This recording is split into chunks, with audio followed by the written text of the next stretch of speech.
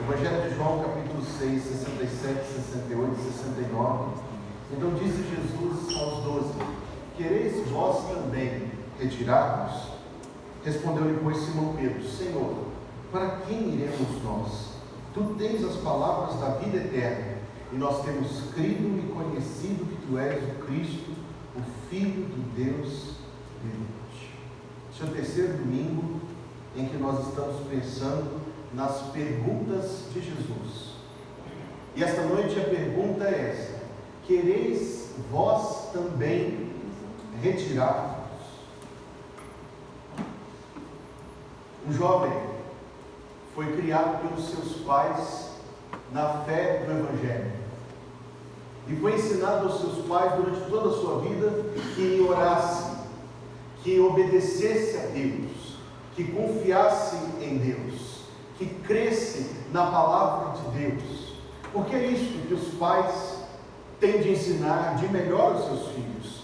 Creia em Deus, obedeça a Deus, ore a Deus, confie em Deus. Mas à medida que os anos da vida foram passando, ele foi se tornando cada vez mais indiferente à fé que os seus pais praticavam. E quantos casos desses existem? Ele se tornou não somente indiferente, de início indiferente. A sua participação no culto era morna, se houvesse qualquer, distraído, ensimismado. A passagem do tempo transformou a indiferença em aberta rejeição. Um dia ele criou coragem o suficiente para dizer à mãe: não quero ir. E ficou. E assim, passo a passo, ele retirou-se. A história que eu estou contando até aqui pode ser a história de muitas pessoas, mas daqui em diante é a história de uma pessoa específica.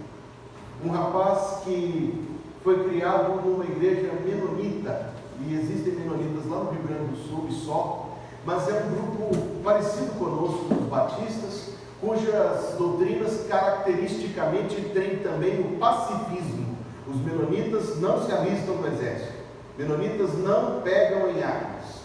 Então, quando estourou a Primeira Guerra Mundial, e sim, essa história que eu estou contando aconteceu há mais de 100 anos, ele, para a ofensa da mãe, se alistou, se apresentou voluntariamente ao regimento do Canadá e foi enviado para a Europa para poder lutar na guerra. Aconteceu numa batalha que ele se perdeu em território inimigo.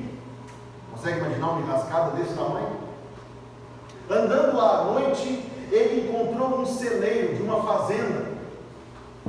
Entrou no celeiro, havia lá um montão de feno. Ele entrou naquele montão de feno e, escondido ali, ele pensou em Deus. Mas pensou em Deus assim: Deus podia ter me poupado dessa. Pensou em Deus, mas odiou a Deus. E disse: Deus teria tantas outras pessoas piores do que eu para estar aqui. Por que eu aqui? Por que eu no risco? Odiou a Deus. Pensou que Deus tinha a obrigação de tirá-lo daquilo. Pensou que era um absurdo ele se encontrar ali. Então ele blasfemou, maldisse o dia que nasceu, estava pronto para encerrar a sua vida. Ingrato, incrédulo e infeliz. Nasce o sol, e ele ouve a porta do celeiro abrir-se. Aquele som do fazendeiro de uma nação inimiga à sua, os passos da bota do homem sobre a palha molhada, para ele eram os sinos da morte. E sabe o que aconteceu? Ele orou. E igual Jonas na barriga do peixe, ele no meio da palha fez uma oração e disse: Deus, me tira dessa. E eu prometo que eu volto para o Senhor. Sabe o que aconteceu depois que ele orou? O fazendeiro tirou a palha bem em seguida. Então ele orou a Deus de novo no seu coração. E disse, nem pedindo, Deus me ajuda. O fazendeiro colocou um capuz na cabeça dele e ele disse no seu coração, é o fim. O fazendeiro apiou na carroça, o colocou dentro de um barril amarrado e ele disse, é o fim. Está me levando para me matar. Vai jogar esse barril no rio, eu vou morrer afogado. Durante uns 40 minutos a carroça seguiu até que o fazendeiro, então ele corajosamente atravessou as linhas inimigas para devolver aquele homem ao seu pelotão são e salvo.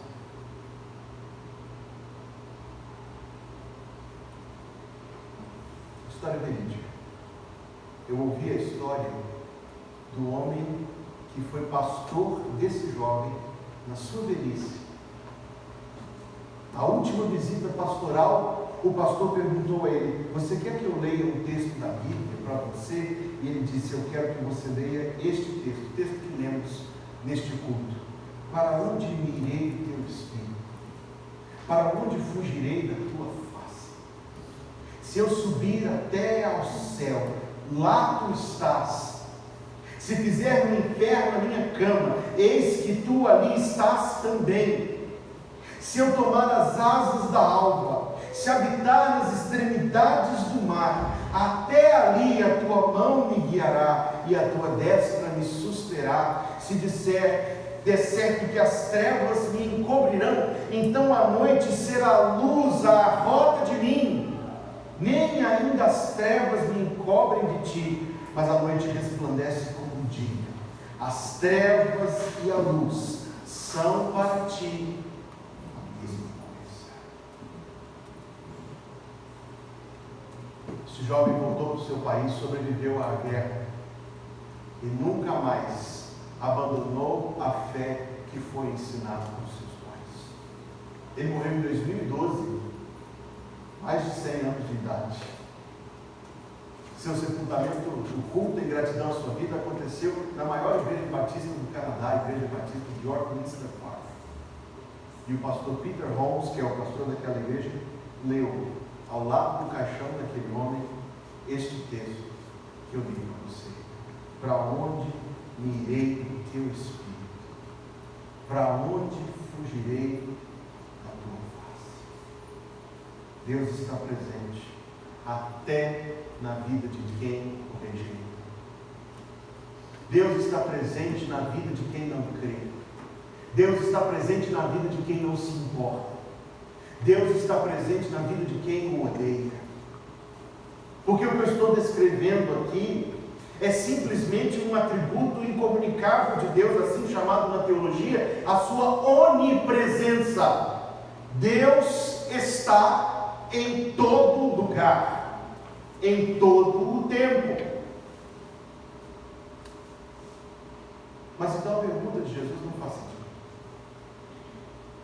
Depois de pregar uma mensagem extremamente confrontadora, desafiadora, desagradável, das pessoas que seguiam Jesus, grande parte se retirou. Ele se dirige aos seus discípulos, aos seus amigos, aos seus companheiros e pergunta: quereis vós também retirar-vos? Ora, se a presença de Deus está em todo lugar, a resposta não é sim nem não, mas que é impossível. A pergunta, é claro, se expressa assim: você quer deixar de me seguir? Você quer virar as costas para mim? Da presença de Deus não é possível sair. Mas este texto lança uma grande luz entre a diferença entre fé e incredulidade. E no impacto que a fé e no impacto que a incredulidade tem na nossa vida. Muitos estavam saindo. E a debandada é um fenômeno humano quase que instintivo. Observem as nossas festas. Depois que a primeira pessoa cumprimenta todo mundo para ir embora, o que acontece? Não é assim? A debandada é um comportamento humano natural. Nós vemos as pessoas saindo, algo dentro de nós diz que devemos sair também. E quando muitos estão indo embora, com certeza não é bom ficar ali. Muitos saíram, poucos ficaram, e aos poucos Jesus fez esta pergunta: quereis vós também retirar-vos? Bem, por que muitos se afastaram de Jesus naquela hora? Porque muitos entenderam que a sua vida ficaria melhor sem seguir o Senhor. Um pouco de contexto nos ajuda. No dia anterior, Jesus Cristo tinha multiplicado pães para a multidão, e as pessoas comeram do pão multiplicado. No dia seguinte voltam e Jesus disse: eu lhes digo que vocês estão vindo aqui não porque creem em mim, mas porque encheram pão, encheram a sua barriga de pão. E ele disse: hoje não vou fazer milagre. Hoje vocês vão sentar e ouvir eu pregar para vocês que eu sou o pão da vida. Isso não desceu. Isto foi extremamente indigesto. Não. Isto nós não ouvimos. Isto nós não queremos. Se o Senhor nos der pão, nós queremos.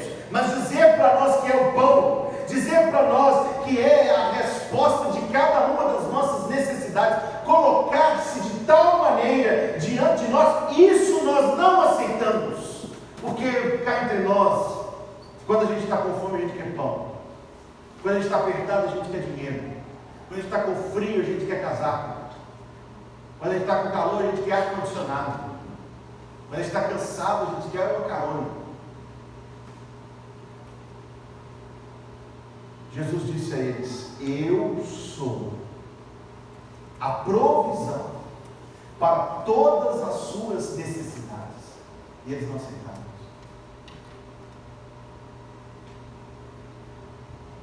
Foram-se. Jesus está dizendo: o que você precisa não está no que você quer. O que você precisa não está no que você busca. O que você precisa está em mim. E alguns poucos aceitaram isto com alegria e disseram: sim, Senhor, tudo que eu preciso está no Senhor. O Senhor é o provedor, o Senhor é o cuidador, e eu continuarei a te seguir. Mas outros disseram: não, essa aí não cola comigo. E se retiraram. Por que alguém abandona Jesus? Muita gente abandona Jesus hoje. Muita gente que a gente ama. Muita gente perto de nós. Muita gente querida do nosso coração retirou-se. Jesus diz por quê? Está no Evangelho de Mateus, capítulo de número 13.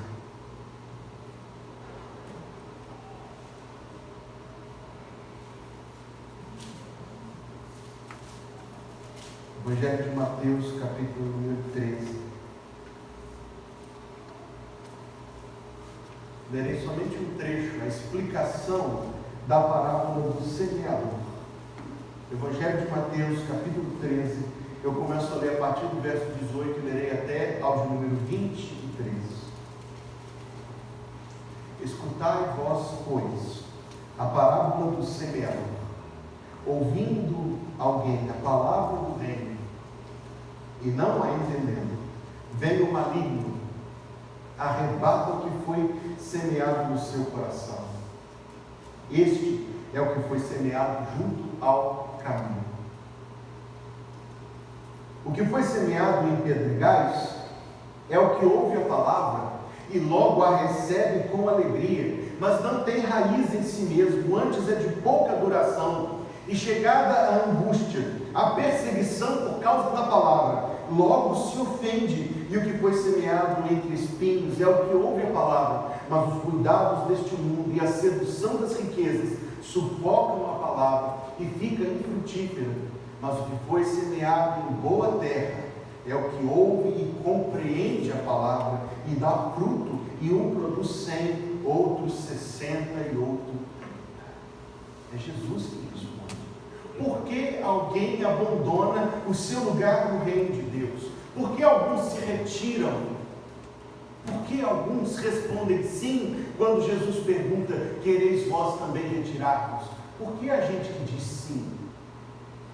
Dizem sim, está escrito, porque ouviram a palavra e não entenderam, e o maligno arrebatou com bom aquilo que foi ensinado.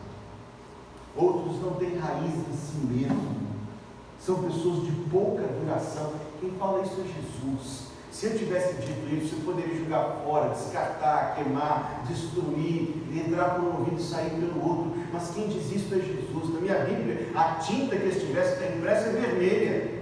Ele diz: é de pouca duração, não tem raiz, e chegada a angústia, porque virá. A perseguição por causa da palavra, porque virá, se ofende. E pensa que é melhor estar fora do reino de Deus em conforto, do que dentro em tribulação. O que foi semeado entre espinhos é o que ouve a palavra. Mas como pode a palavra crescer entre espinhos? Cuidados deste mundo.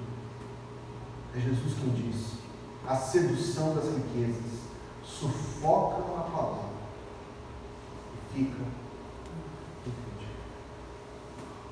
Aquilo que serve para espantar um, serve para confirmar outro na palavra de Deus. Durante, não a primeira agora, mas a Segunda Guerra, e hoje eu vou contar 3 histórias de guerra para os irmãos, e esta é a segunda. Durante a Segunda Guerra, os nazistas faziam as igrejas como seu alvo preferencial. Havia muita gente reunida, uma bomba só matava muita gente. Um pastor inglês apresentou-se como capelão voluntário durante a guerra. E se você acha que soldado corre risco, imagine um capelão que vai depois da batalha orar com as pessoas que estão morrendo, pisando em minas e tentando não cair em outras armadilhas e não se fazer alvo. Era um ato de coragem bruto fazer esse capelão na guerra. Mas esse mesmo, e o nome dele, se você quiser depois pesquisar, era o reverendo Appleyard, Campo de Maçãs. Reverendo Appleyard. Quando passava pelas ruínas de uma igreja, e as pessoas viam as igrejas arruinadas e destruídas e diziam: este é o fim do Evangelho, é o fim da fé cristã. Veja aí o que aconteceu, não sobrou nada. Ele ia depois da batalha com uma caixinha na mão, catar os cacos de vidro daquelas belas janelas de vitrais, agrupando por cor, azul com azul, verde com verde, amarelo, branco e vermelho, cada cor com a sua cor. Depois da guerra, ele fez uma capela, e as janelas da capela eram aqueles lindos vitrais que ele colecionou das ruínas. Uma capela em homenagem aos soldados mortos, mas mais do que isso, uma capela para testemunho de que a fé não morre. O que alguns viam como evidência clara de que acabou, não tem mais nada, para ele era a grande oportunidade pela qual esperar pelo agir de Deus. Aquilo que escandaliza um, fortalece o outro. Aquilo que faz um tropeçar, edifica o outro. Aquilo que fere um, o outro perdoa. Onde jaz a diferença? A diferença está na forma como estamos na presença de Deus. Você quer se retirar? O maligno vai roubar do seu coração. Você quer se retirar? Você quer se retirar? Você é de pouca duração? Você quer se retirar? Você quer se retirar? Os espinhos das seduções do mundo, das coisas do mundo vão sufocar o Evangelho no seu coração? Você quer se retirar? Alguns dirão sim. E outros dirão não. E pela firmeza da sua fé, o Evangelho vai aprofundar-se em solo raso. O maligno não roubará o que foi semeado. Pela firmeza, pelo poder de Deus agindo na sua vida, os espinhos morrerão, mas o fruto da fé virá. É impossível sair da presença onipresente de Deus, mas é possível retirar-se da comunhão com Deus. É impossível estar no lugar onde Deus não esteja. Há somente um único lugar na Bíblia no qual Deus não está, mas esse não é o assunto hoje à noite. Mas é possível estar na presença de Deus, viver na presença de Deus, caminhar e passear e viver dia a dia na presença de Deus, e no entanto estar fora, distante, longe de Deus. A incredulidade nos tira da comunhão com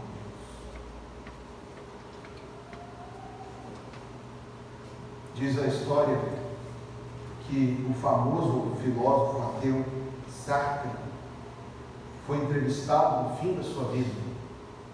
E o entrevistador perguntou a ele: o senhor continua sendo um ateu?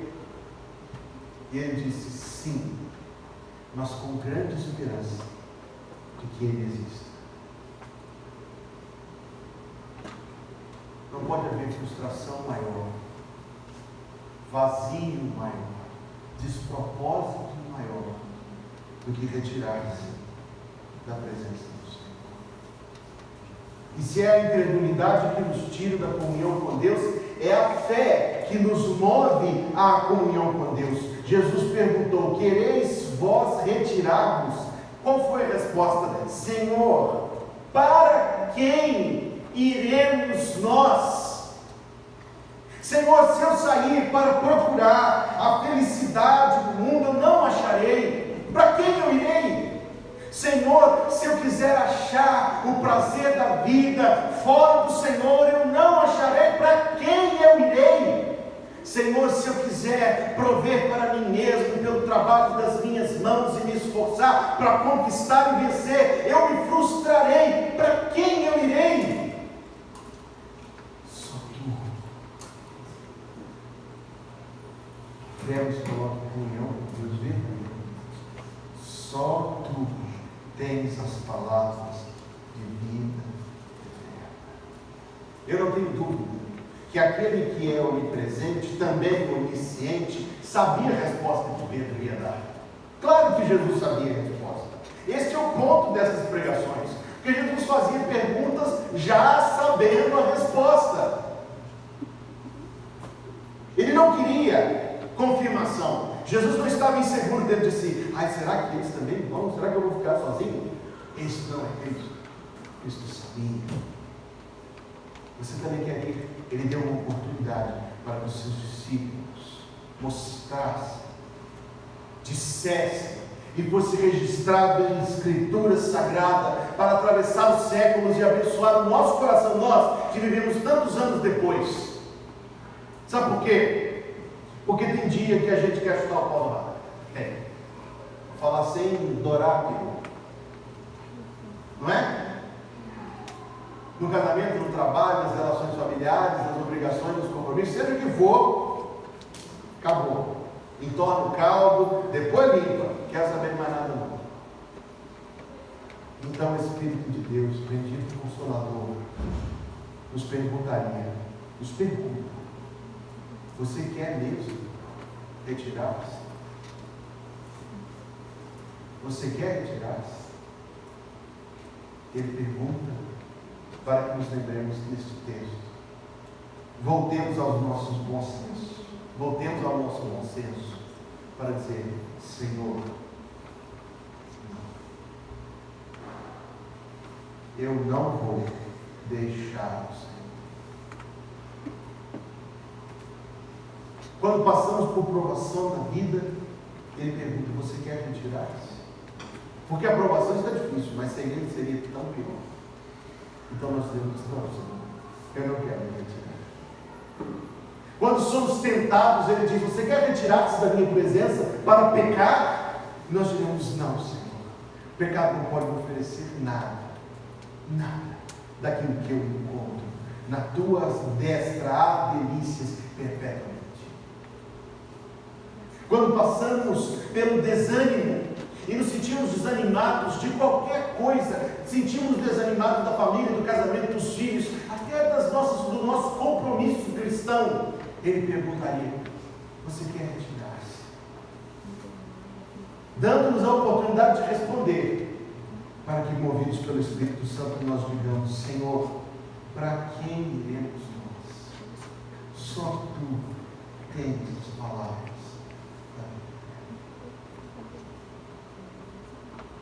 Um homem ofereceu a um mendigo R$1 e disse assim: eu te dou R$1 se você me disser onde Deus está. E ele disse: eu te dou 2 se você me disser onde Deus não está. Que Deus está em todo lugar, Deus está em todo lugar. Mas em todo lugar da vida, nós estamos em comunhão com Ele. Em todo lugar da vida, por onde passamos a cada dia, nós estamos nos voltando para Deus com este coração, dizendo: Senhor pode me ajudar, o Senhor é a minha rocha e a minha fortaleza, o Senhor pode me fortalecer, o Senhor pode me encorajar, o Senhor pode me animar, o Senhor pode encher a minha vida e o meu coração, mesmo agora. Para quem eu irei? Só Tu tens as palavras de vida eterna, e nós temos crido, note isto, temos crido e conhecido que Tu és o Cristo, o Filho de Deus. Quem crê, conhece. Quem não conhece, se retira. Queremos nós retirarmos? Sim. Não tenho crido, não tenho conhecido que Tu és o Cristo, Filho de Deus.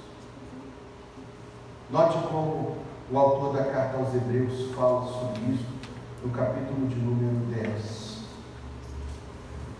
Hebreus capítulo número 10.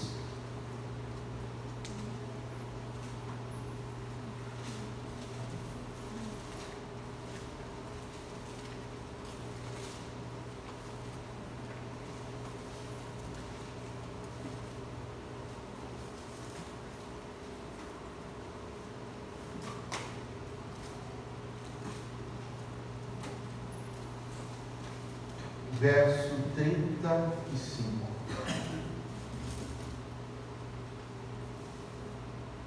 Não rejeiteis, pois, a vossa confiança, que tem grande e avultado galardão, porque necessitais de paciência, para que depois de haver desfeito a vontade de Deus, possais alcançar a promessa, porque ainda um pouquinho de tempo, e o que há de vir. Note isso, marque esse texto. Ainda um pouquinho de tempo, e o que há de vir, virá. Jesus virá, e não tardará. Jesus virá, e não tardará. Nossa pressão e tentação e provação não é mais que temporária, é eterno, permanente e inabalável é o reino ao qual estamos indo. O justo viverá pela fé. E se alguém se retirar, a minha alma não tem prazer dele. Nós, porém, não somos daqueles que se retiram para a perdição, mas daqueles que creem para a conservação da alma. Agora, um exercício de imaginação. Você está lá no meio daquele grupo, em João capítulo 6, que acabou de ouvir Jesus dizer que é o pão da vida, e que é somente Ele que satisfaz, e ainda E ainda mais que isso, ele fala assim: se vocês estão incomodados com isso, imagine o que vocês vão sentir no dia que virem o Filho do Homem exaltado nas alturas. Jesus não deixou margem para nada. Você está lá. E aí ele pergunta: quereis vós também retirar-vos?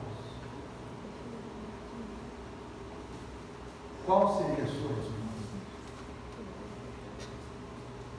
Não, pastor, eu vou ficar. Eu sou dos que ficam. Permita-me dizer que não na imaginação, mas na vida real, nós estamos nesta posição todo o tempo.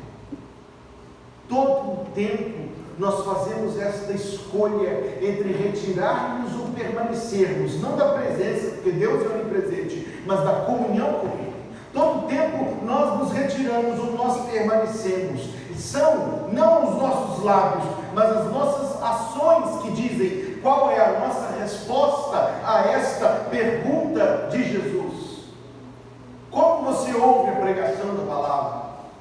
Distraidamente?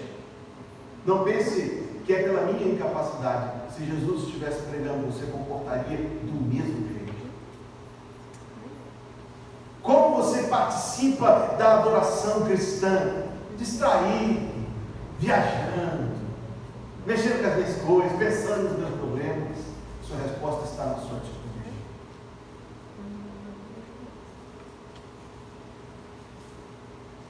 Sua comunhão com Deus é verdadeira ou é formal? Ou é nula? Suas ações respondem a pergunta. Seu amor para com Deus é genuíno, é verdadeiro, é uma lembrança de anos atrás. As suas ações respondem à pergunta de Jesus. Como nós responderíamos se estivéssemos diante dele? Basta olharmos para a nossa vida. E talvez descobriremos, surpresos, que estaríamos entre os que se retiram e não entre os que dizem: aqui iremos nós. Nós não diríamos isso se procuramos em outro algo ou outro alguém aquilo que Cristo prometeu nos dar. Nossas ações respondem a esta pergunta. Eu não estou ensinando salvação por obras, eu estou a quilômetros de salvação por obras. Eu estou dizendo o que está na carta de Tiago: a fé sem obras, a menos, estou na primeira carta de João 3,18, a menos não de palavra nem de língua, mas de obra e de verdade.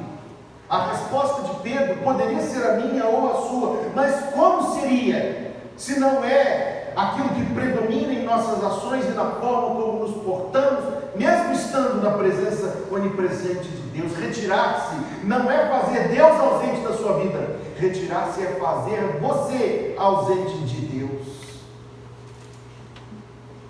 E Jesus pergunta: você quer retirar-se? Se a graça de Deus terá tocado o nosso coração hoje, salvadoramente, nós diremos: Senhor, para quem iremos nós? Para quem, Senhor? Só Tu tens as palavras de vida. Mas eu quero dizer que Deus pode salvar e perdoar e redimir, que Deus pode resgatar até quem se retirou. Eu quero dizer que Deus pode amar até aquele que não o ama. Na verdade é isso mesmo. Nós o amamos a Ele porque Ele nos amou primeiro. Eu quero dizer que Deus pode se fazer presente no alto da montanha, no fundo do abismo, e se estivermos em escuridão, na escuridão da dúvida, na escuridão da frieza na fé, a treva se fará luz ao redor de mim. As trevas e a luz são iguais para ti. A noite brilha como o dia. Essas são palavras poderosas, palavras de esperança para nós. Porque se nos retiramos, ou se estamos distantes, ainda assim Ele salva, ainda assim Ele perdoa, ainda assim Ele resgata. Deus me mandou pregar essa mensagem para você esta noite. O que Ele quer falar com você? Você quer retirar-se? Para quem você? Não existe quem seja igual ao Senhor. E por aqueles que você ama, se retirar, não deixe de orar. Não deixe de interceder. Não deixe de suplicar. Minha terceira e última história da guerra. Um outro rapaz que, como o primeiro com quem eu comecei esta mensagem, também foi educado no Evangelho. E que, como o rapaz cuja história eu contei no começo da pregação, e como em centenas de outras vidas, apesar de ter sido cercado de laços de amor cristão, assim que teve certa idade, certa independência, decidiu picar mula lá em Doridaia que fala isso, né? Decidiu ir embora, decidiu ir fazer outras coisas, decidiu que o seu tempo seria melhor empregado no prazer, no trabalho, na diversão, do que na fé, na devoção, na comunhão com Deus. Terminou na guerra. Na guerra, havia barracas chamadas tendas hospitais. E ele foi alvejado e foi parar numa tenda daquelas. Passaram vários dias deitado na sua maca. Um parênteses, sim, eu estou falando tanto da guerra hoje, segunda-feira, pela graça de Deus, às 11 horas da manhã, 101 anos que a Primeira Guerra acabou. E apesar de 101 anos já terem passado, é motivo de a gente dar graças a Deus sempre. Ele estava deitado na sua maca, na tenda hospital, e os dias passando, enquanto ele não se recuperava, ele observava que todas as vezes que cercavam um leito, 2 dias depois, 3 dias depois, o leito estava vazio, e não foi porque o rapaz melhorou, não. Encontrou o fim da vida aqui na terra. Então ele viu cercarem uma cama, viu cercarem a outra, viu cercarem a outra, e sempre que cercava, uma pessoa morria. Um dia ele acordou e a cama dele estava cercada.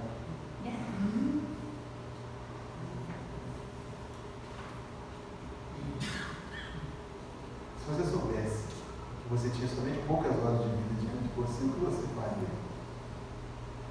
Sabe o que Jesus sabia? Sabe o que Jesus fez? Sabendo que tinha poucas horas de vida, lavou os pés sujos dos discípulos. Quando ele acordou, ele se viu cercado daquele biombo e disse: agora, imagina ele, agora é minha vez. Apavorado da morte, ele se lembrou das lições do Evangelho. Ele se lembrou do que foi ensinado sobre o Cordeiro de Deus, Jesus Cristo, que tira o pecado do mundo. Ele foi ajudado pelo Espírito Santo a compreender que a sua alma era uma alma pecadora, rebelde, separada de Deus, em necessidade de perdão, porque estava debaixo de condenação. Ele lembrou-se de tudo. Não deixe de evangelizar. Deus usa. Ele lembrou-se de tudo aquilo, e cercado daquele biombo escuro, naquele pequeno cubículo, ele orou e disse: Deus, a minha vida está acabando, tem misericórdia de mim, perdoa os meus pecados, salva minha alma, me recebe no teu reino. No dia seguinte, a enfermeira tirou o biombo e disse: foi engano, cama errada. E ele disse: cama errada não, cama certa. O susto passou.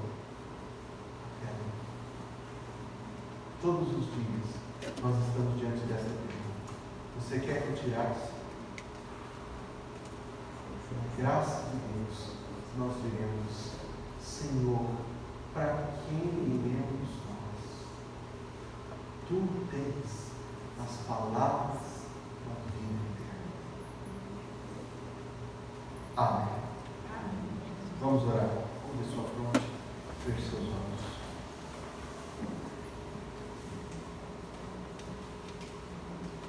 Senhor Deus, em nome de Jesus,